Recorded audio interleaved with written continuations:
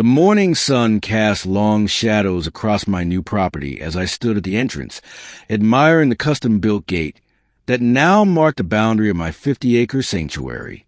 The ironwork was beautiful, sturdy, elegant, and most importantly, locked.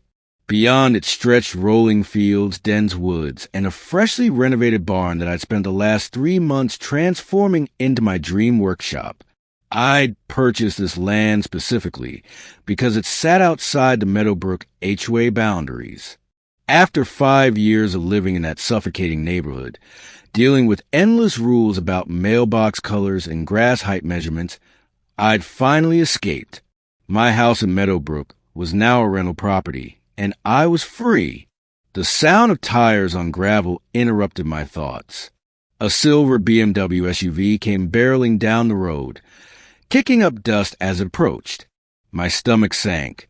I recognized that vehicle. Patricia Henderson, the HOA president and the woman who'd made my last years in Meadowbrook absolutely miserable, was at the wheel. She stopped her car mere feet from my gate, threw open the door, and stormed toward me. Her perfectly coiled blonde hair didn't move an inch despite her aggressive pace, and her white pantsuit seemed far too pristine for a rural road. What is the meaning of this? Patricia demanded, gesturing dramatically at the gate. You can't just block off this road. I took a deep breath, reminding myself to stay calm. Good morning, Patricia. This is my property. The gate marks my property line. Your property? Her voice climbed an octave. This road has been used by residents for years. It's a shortcut to the highway. A shortcut across private land. I corrected, pulling out my phone to show her the surveyed documents. I had this professionally surveyed before purchase. This entire section, all 50 acres, is mine. The road you've been using cuts right through the middle of my property. Patricia's face flushed red.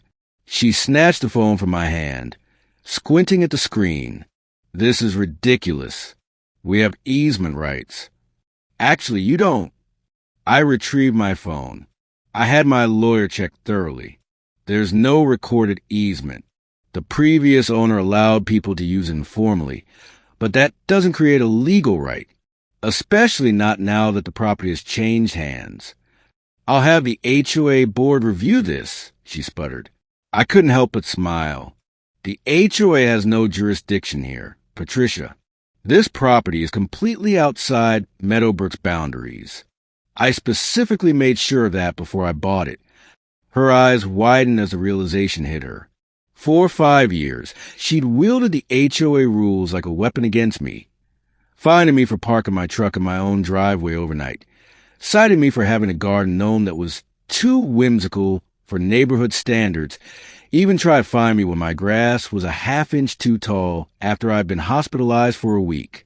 Now, standing on land where she had absolutely no authority, I felt genuinely free for the first time in years. You're doing this out of spite, Patricia accused, her finger jabbing toward me. Because of the HOA. I'm doing this because I value my privacy.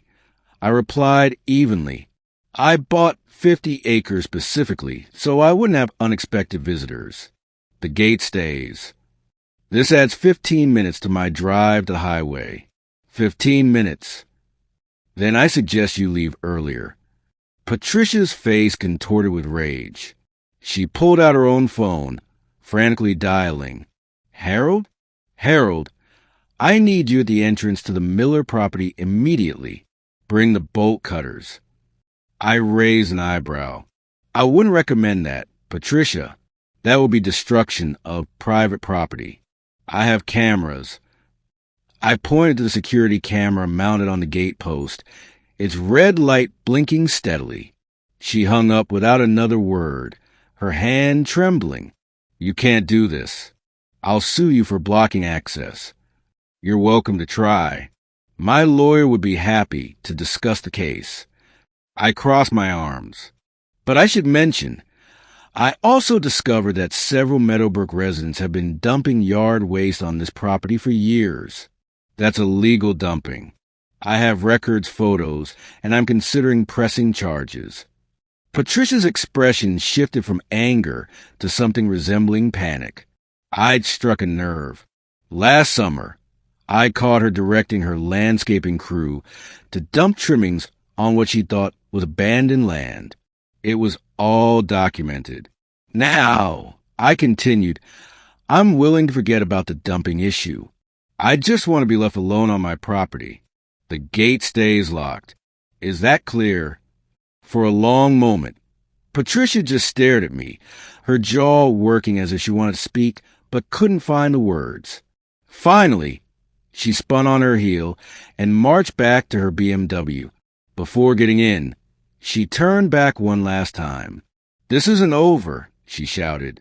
"Actually, Patricia, it is. Have a nice day." She peeled out, her tires spitting gravel.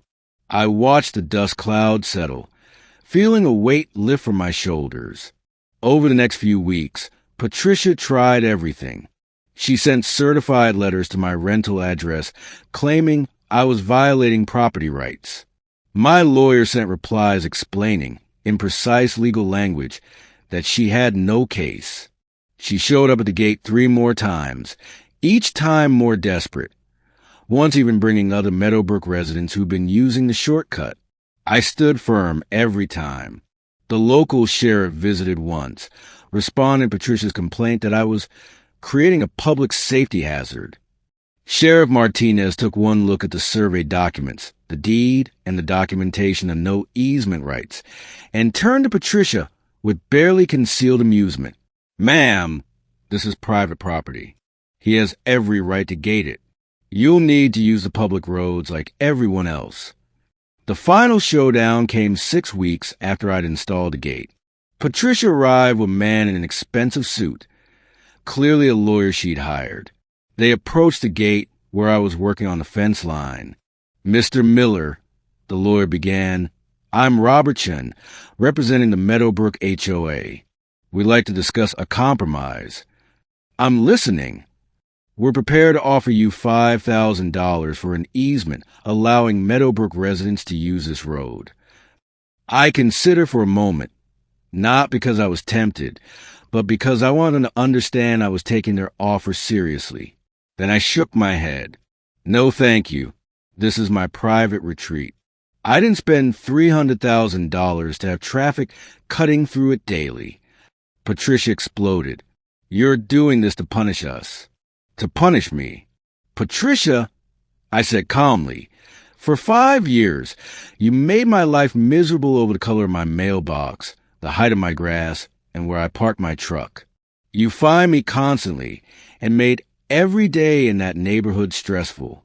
But this isn't about revenge. This is about peace.